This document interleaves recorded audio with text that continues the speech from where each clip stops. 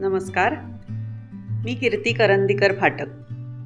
रंगोत्सव मराठीमध्ये तुम्हा सर्वांचं मनापासून स्वागत. रंगोत्सव मराठीच्या नवीन सेगमेंटला आपण सुरुवात करत आहोत, ज्याचं नाव आहे म्युझिकल भ्रामरी. तुम्हा सर्वांना योग म्हणजे माहीतच आहे. योगाभ्यास करताना प्राणायामाला अनन्यसाधारण महत्त्व आहे. प्राणायाम मुख्यत्वे आपल्याला रिलॅक्सेशन देतं, ऑक्सिजनचा पुरवठा मेंदूपर्यंत नीट व्हावा यासाठी मदत करतं. आम्ही थोडासा त्याच्यात ट्विस्ट दिला आहे. प्राणायाम स्वरांसहित कसं करता येईल बरं, त्यासाठी आम्ही भ्रामरी प्राणायाम स्वरांसहित असं इंट्रोड्यूस करतोय.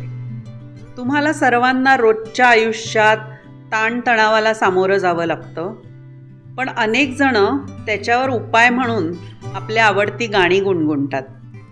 खरं आहे ना, तुम्ही पण गुणगुणता ना गाणी. पण तशीच गाणी गुणगुणत आपण हे भ्रामरी प्राणायाम करूच शकतो. चला, तुम्हाला शिकवणारे भ्रामरी प्राणायाम. सर्वप्रथम आपल्याला आपले असे दोन्ही हात कानापर्यंत न्यायचेत आणि आपले कान बंद करायचेत. त्यामुळे काय होईल की आपण जे गुणगुणणार आहोत त्याची सगळ्याची स्पंदनं म्हणजे व्हायब्रेशन्स आपल्या मेंदूपर्यंत पोचतील. त्यांनीच आपल्याला खरं तर रिलॅक्सेशन मिळतं आणि खरा आनंद आपल्याला मिळतो तो सुरांमधून. कारण आपल्याला माहिती आहे, संगीत हे औषधाचं काम करतंच की. अनेक शास्त्रज्ञांनी असे शोध लावले आहेत की म्युझिकल रेमेडी म्हणजे संगीत, सूर याच्यामुळे खूप आजारांवर त्याचा चांगला परिणाम होतो आणि आजार बरे व्हायला मदत होते. मग आपण पण अशी रोजची सवय लावून घेऊया म्युझिकल भ्रामरीची. आता तुम्हाला एक करायचं आहे, जेव्हा तुम्ही कान बंद करता तेव्हा तुम्हाला मोठा श्वास घ्यायचा आहे आणि ते गाणं हमिंगमध्ये, म्हणजे हमिंग साऊंड म्हणजे भ्रमर जसा आवाज करतो तसा आपल्याला आवाज करत ते गाणं म्हणायचं आहे.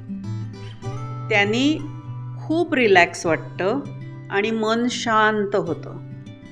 म्युझिकल भ्रामरी ही जर तुम्ही सवय लावून घेतलीत तर तुम्हाला कुठेही, तुम्ही घरात असा, प्रवासात असा, बाहेर असा, चालताना, नुसते बसलेले असाल तेव्हा, कधीही तुम्हाला ही म्युझिकल भ्रामरी करता येऊ शकते.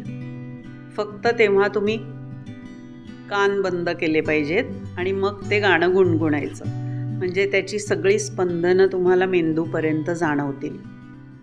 चला, मग आपण रोज आता म्युझिकल भ्रामरी करूया, तुमच्या आवडत्या नव्या जुन्या हिंदी मराठी सगळ्या गाण्यांसहित. चला तर सुरुवात करूया म्युझिकल भ्रामरीला. नमस्कार.